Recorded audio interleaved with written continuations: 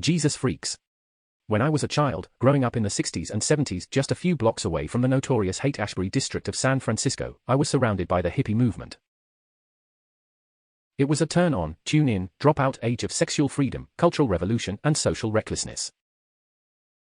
Happily, I was never caught up in the hippie movement, but being so close to it, I could not help but observe its development. One thing I clearly remember is how many hippies were labeled Jesus freaks.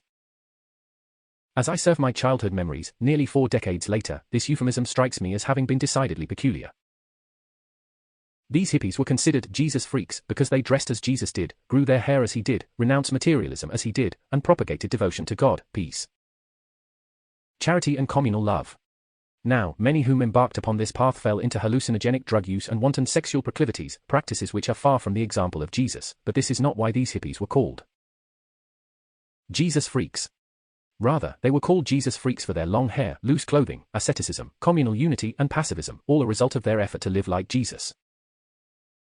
The House of Love and Prayer, located nearby in the avenues, was a collecting point for many of these well-meaning souls, and the title of the institution reflected their focus in life. Looking back, what seems strange to me now is not that people would wish to embody Jesus' values, but that others would criticize them for it. What seems even stranger is that few Christians, in the modern day, match this profile. Indeed, what seemed most strange to me, prior to my conversion to Islam, is that Muslims seem to embody Jesus' values better than Christians. Now, that assertion requires an explanation, and it goes like this. To begin with, both Christianity and Islam consider Jesus to have been a prophet of their religion.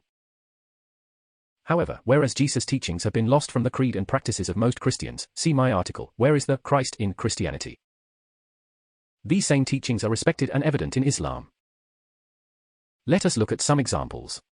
Appearance.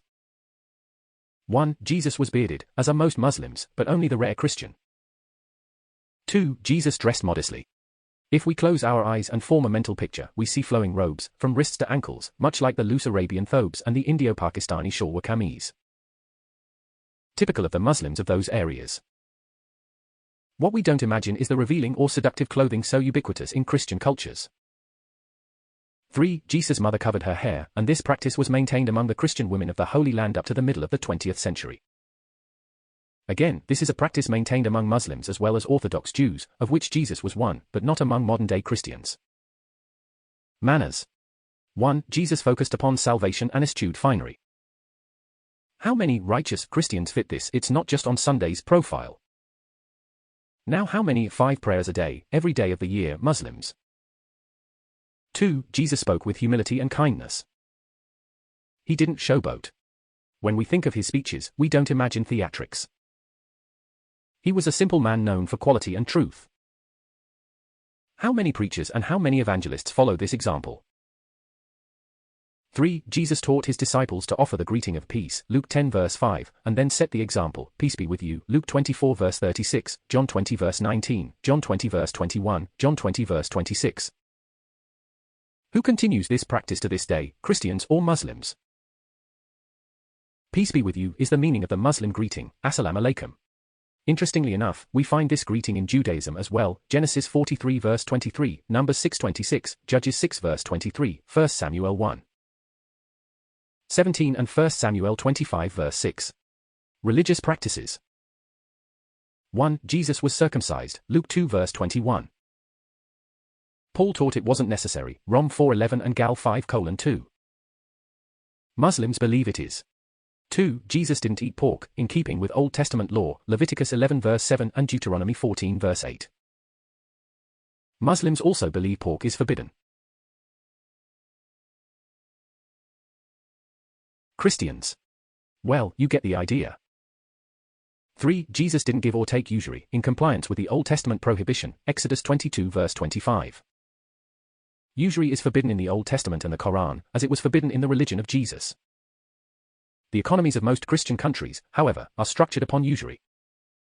4. Jesus didn't fornicate, and abstained from extramarital contact with women.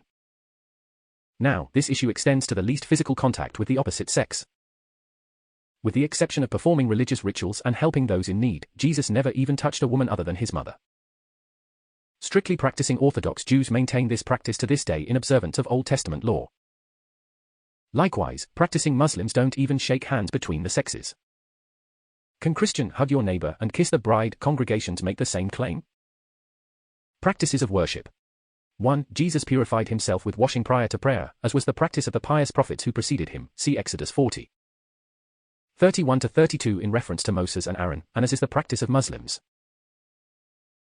2. Jesus prayed in prostration, Matthew 26 verse 39, like the other prophets. See Nehemiah 8 verse 6 with regard to Ezra and the people, Joshua 5 verse 14 for Joshua, Genesis 17 verse 3 and 2400 hours 52 for Abraham, Exodus 34. 8 and Numbers 20:6 for Moses and Aaron.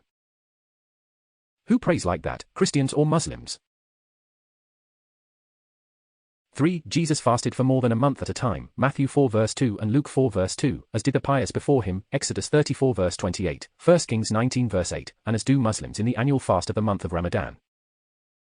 4. Jesus made pilgrimage for the purpose of worship, as all Orthodox Jews aspire to do.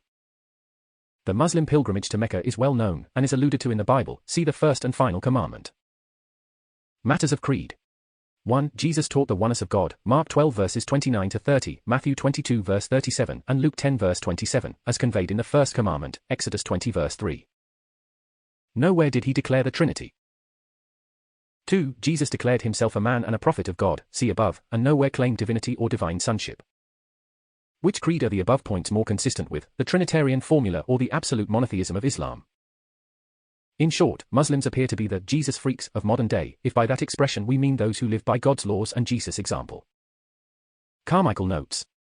For a whole generation after Jesus' death his followers were pious Jews and proud of it, had attracted into their fold members of the professional religious classes, and did not deviate even from the burdensome ceremonial laws.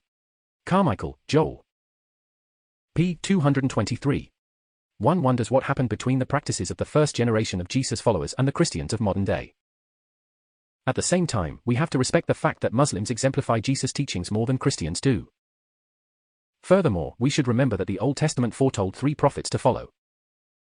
John the Baptist and Jesus Christ were numbers 1 and 2, and Jesus Christ himself predicted the third and last. Hence, both Old and New Testament speak of a final prophet, and we would be amiss if we didn't consider that final prophet to be Muhammad, and the final revelation to be that of Islam.